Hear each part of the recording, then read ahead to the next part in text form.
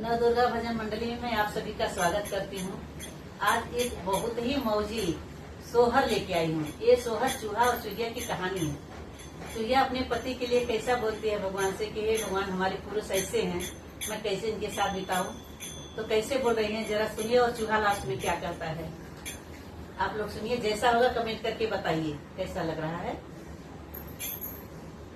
चुहिया जे गंगा नहाई हो सुरूज, मातलवली हो सुरूज, मातलवली नहो मोरे सूरजो मुसवा हो पुरुष, कसने हिया हो कबमो, जिनी गैया हो कबमो, जिनी मीरान हो मोरे प्रभु मुसवा सरूज, कसने हिया हो कबमो, जिनी गैया हो कबमो, जिनी मीरान हो। कितनी बचन मुस सुनल हो तमोची, या पताव देल मोची, या पताव देल मोरी रानी बुड़ोली हो बुड़ोली, मोरी अकिया हो मैं तोरे लेके कई सन तोरे लेके कई सन हो। मोरी रानी बुड़ोली बुड़ोली, मोरी अकिया हो तोरे लेके कई सन मैं तोरे लेके कई सन हो।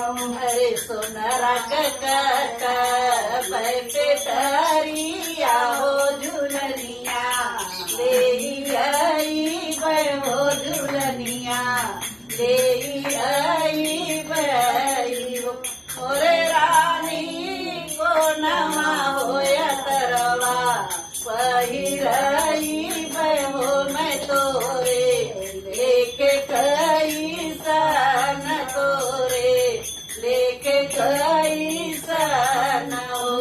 रानी सोना तारा वापरी हो तोरे लेके कई सन तोरे लेके कई सन हो। हरे रानी कट बैठे तरिया हो चुनरिया, ले आई हो चुनरिया, ले आई मोरे रानी खोजी काटी तो है, वही रही हो मैं तोरे लेके कई सन तोरे लेके कई सन हो। रानी खोजी काटी तो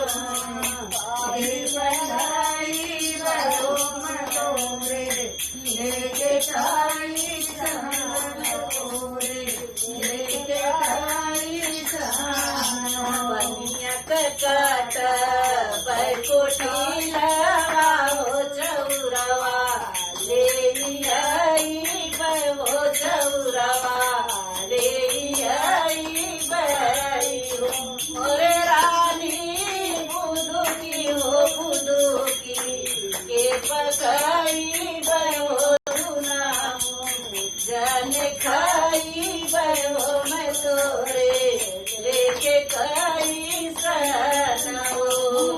रानी बुदुकी बुदुकी के पकई हो सुनामो, जन खाई हो मैं तोरे लेके कई सन तोरे लेके कई सन हो। अरे दुनिया कट मैं कोठरिया हो तरुइया, ले आई हो तरुइया, ले आई